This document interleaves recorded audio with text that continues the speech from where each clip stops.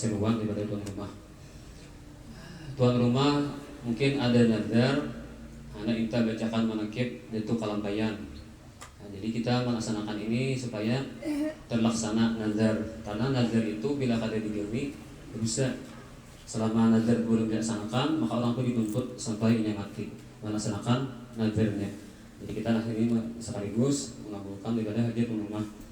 Minta bacakan manakib Datuk Kalampayan atau Syekh Muhammad Arsyad bin Abdullah Al-Banjari. Yang mungkin kita sedikit hadiah waktunya. Maulid tadi sudah singkat, kita baca maulidnya paling handap supaya acaranya panjang. Jadi itu sudah kita usahakan sesingkat-singkatnya acaranya. Para hadirin wal hadirat rahimani wa rahimakumullah. Membaca manakib seorang yang telah mendahului kita menghadap Ilahi, termasuk kita mengenang dan mengingat kembali kebaikan-kebaikan mereka, maka tergolonglah kita dalam lingkungan orang yang mengamalkan hadis yang tersebut dalam mukaddimah, yang artinya yang bunyinya udhkuru mahasina mautakum, yang artinya ingat atau kenang kembalilah kebaikan-kebaikan orang yang mati di antara kamu. Jadi kita beberapa manakib ini ada aja dalilnya daripada hadis Nabi SAW. Gawian Ahlus Sunnah wal Jamaah kada dan kada berdalil, semuanya pakai dalil. Apalagi membaca manakib seorang aulia Allah seperti Datuk Syekh Muhammad Arsyad atau Datuk Kalampayan yang kita yakini bahwa beliau adalah seorang waliullah. Maka ketika dibaca manakib beliau di dalam suatu majelis, niscaya Allah turunkan beberapa rahmat atau kasih sayang atas orang yang membacanya dan orang yang hadir mendengarkannya. Syekh Muhammad Arsyad Al-Banjari dilahirkan di tengah-tengah keluarga yang soleh dan solehah dari pasangan suami istri yang bernama Abdullah dan Aminah. Inilah kehidupan Datuk Kalampayan, Abah Mama Sidin sama lawan nama Abah dan Mama Rasulullah. Nama Sidin adalah Muhammad Arsyad. Dilahirkan pada malam Kamis 15 Safar 1122 Hijriah. Kalau Syekh Salman itu tahun 1132 Hijriah. Tatuhan itu Kalampayan daripada Syekh Salman 10 tahun. Atau 19 Maret 1710 Masehi, pukul 3 dini hari di suatu kampung yang bernama Lok Gabang. Menurut tulisan Al-Alimul Allamah Haji Muhammad Khatib bin Alimul Allamah Pangeran Ahmad Mufti bin Syekh Muhammad Arsyad Al-Banjari. Jadi Datuk Kalampayan itu kawin seorang ratu, anak raja, sembilan raja, sehingga anak yang terakhir digelar sebagai Pangeran Ahmad Mufti. Menerangkan tentang riwayat singkat orang tua Syekh Muhammad Arsyad Al-Banjari adalah wa kana Abdullah Banjar Hindiyatan mansya'an walau Gabang maskanan wa kubran wa kana najjaran wa habiban li sultan. Dalam tulisan tersebut di atas jelas bahwa Abdullah orang tua Syekh Muhammad Arsyad bukan asli orang Banjar. Beliau datang dari Hindi atau dari India. Di India itu banyak para habaib dan menetap tinggal di Lok Gabang sampai akhir hayat beliau dan mempunyai keahlian dalam seni ukir kayu, dan beliau termasuk orang yang dikasihi sultan pada masanya. Di kerajaan Banjar itu asalnya ada perebutan kekuasaan, lalu terjadi pertempuran di kerajaan Banjar dengan kerajaan Dahak atau di Tanangan.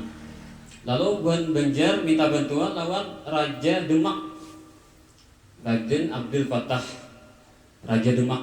Jadi awal-awal negara Islam setelah Zaman Wali Songo, di masa Wali Songo ada kerajaan Demak. Awal-awal kerajaan Islam.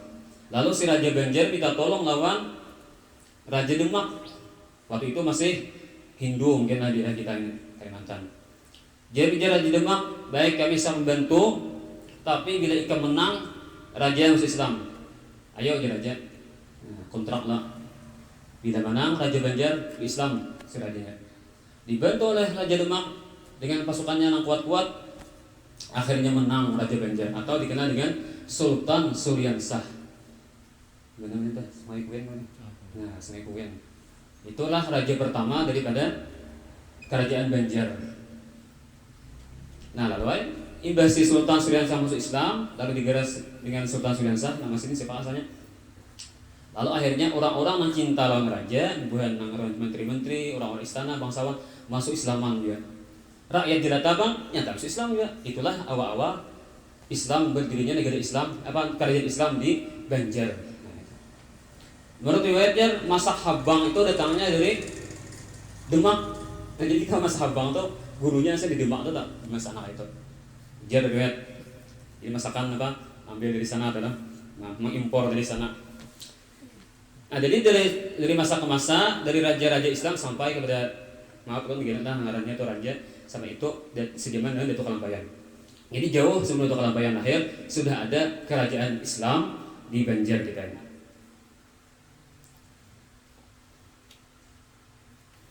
Dalam tulisan tersebut di atas jelas bahwa Abdullah orang tua Syekh Muhammad Arsyad bukan asli orang Banjar, beliau datang dari Hindi dan menetap tinggal di Lok Gabang sampai akhir hayat beliau dan mempunyai keahlian dalam seni ukir kayu dan beliau termasuk orang yang dikasih oleh Sultan. Ini raja Islam sayang lawan abahnya Syekh Muhammad Arsyad Al-Banjari. Dalam usia balita artinya bawah 5 tahun. Kalau lansia itu lanjut usia. Kan kami kok hati kan balita, karena anak balita dia.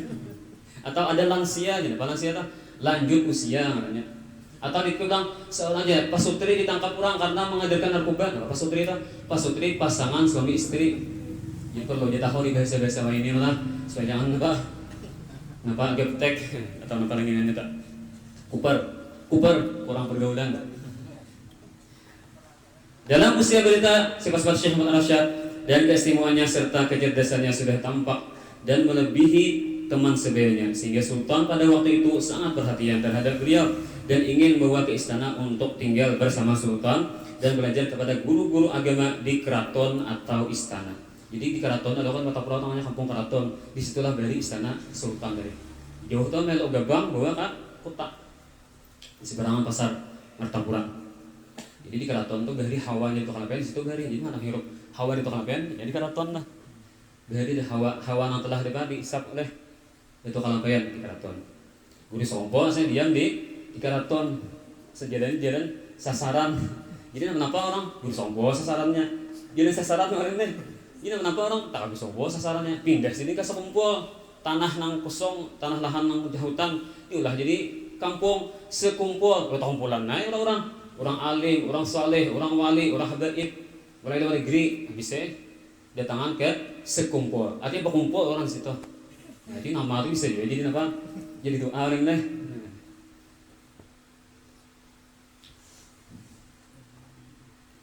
Dalam usia lebih kurang 7 tahun Syekh Muhammad Arsyad dibawa ke istana atau keraton dan berpisah dengan kedua orang tua. Orang tua semata-mata karena untuk belajar. Begitu tinggi himmah atau semangat beliau dalam belajar sehingga rela melepaskan kesenangan bersama kedua orang tua. Hal ini tentunya tidak terlepas dari upaya kedua orang tua beliau yang mendoakan sejak beliau di kandungan di dalam rahim ibu beliau agar anak yang sedang dikandung menjadi seorang yang alim lagi zahid. Jadi doa atau dua alim lawan zahid. Kalau anak alim itu aja, kalau kau jadi ulamaul ambilin, lain ulamaul amilin lain. Kalau al ulamaul alimin, al ulamaul amilin orang yang alim berilmu mengamalkan ilmunya. Tapi kalau al ulamaul ambilin, alimnya juga harapnya juga punya ilmu, tapi itu cuma ambil orang. Ulamaul ambilin sedikit di atas selisih. Nah, jadi alim dan zahid. Alim banyak ilmunya, kemudian zahid sidin cinta kepada Allah dan Rasulullah. Ilmu digunakan untuk cinta Allah dan Rasulullah. Jadi kisahnya sampai di Tokalambayan itu mengaji di Martapura, sudah mengaji dan guru-guru di kerajaan sudah habis ilmu itu lah. Lalu hendak pulang tulak ke tempat ilmu yang lebih banyak di mana di Makkah. Dari itu Makkah itu pusatnya ilmu. Karena sekaligus berhaji sehingga ilmu-ilmu itu sangkut di Makkah banyak.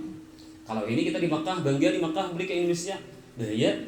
Jadi wow mana akhirnya mau ditami sariki, orang bertahlilan ibadahnya bid'ah, ziarah kubur gak boleh, katanya syirik menyembah kuburan. Lain tidak ilmunya. Jangan bayang berapa tahun sedih di Makkah 30 tahunan di Makkah, sekitar 30 tahun. Lalu sini ke Madinah, akhirnya punya guru yaitu Syekh Muhammad bin Abdul Karim As-Salman Al-Madani.